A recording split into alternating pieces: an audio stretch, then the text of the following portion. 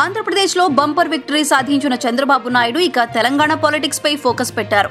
చాలా రోజుల తర్వాత ఇటీవలే ఎన్టీఆర్ భవన్లో అడుగుపెట్టిన టీడీపీ అధినేత తెలంగాణలోనూ పార్టీని మళ్లీ ట్రాక్ మీదకు తీసుకువస్తానని తెలుగు తమ్ముళ్లకు భరోసా ఇచ్చారు. ఈ క్రమంలో కోల్పోయిన చోటే తిరిగి సాధించుకోవాలనే వ్యూహంతో తెలంగాణలో మూలకపడిన సైకిల్ను తిరిగి రేసులో పెట్టేందుకు చంద్రబాబు మాస్టర్ స్కెచ్ వేస్తున్నట్లు టాక్ వినిపిస్తుంది.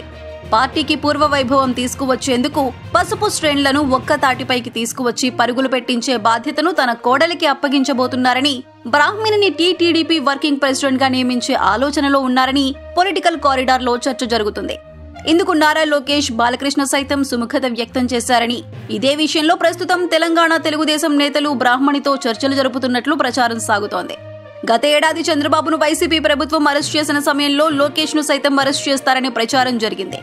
అలాంటి క్లిష్ట పరిస్థితుల్లో టీడీపీకి ఆల్టర్నేట్ నేత ఎవరు అనే అంశం చర్చకు వచ్చినప్పుడు నారా బ్రాహ్మణి పేరు ప్రధానంగా వినిపించింది.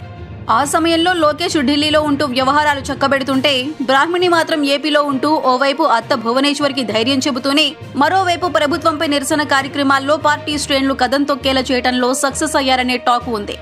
నాడు బ్రాహ్మణి తీసుకున్న చొరవతోనే పార్టీ శ్రేణులు వైసీపీపై నిరసన గళాన్ని వినిపించాయని, హైదరాబాద్ లో ఉన్న టీడీపీ అభిమానులు, సెటిలర్స్, ఐటీ ఎంప్లాయీస్ ను ఏకం చేయడంలో ఆమె ముఖ్య భూమిక పోషించారనే అభిప్రాయాలు పార్టీలో ఉన్నాయి. ఇటువంటి నేపథ్యంలోనే తెలంగాణలో పార్టీ పగ్గాలు బ్రాహ్మణికి అప్పగించే యోచనలో చంద్రబాబు ఉన్నట్లు తెలుస్తోంది.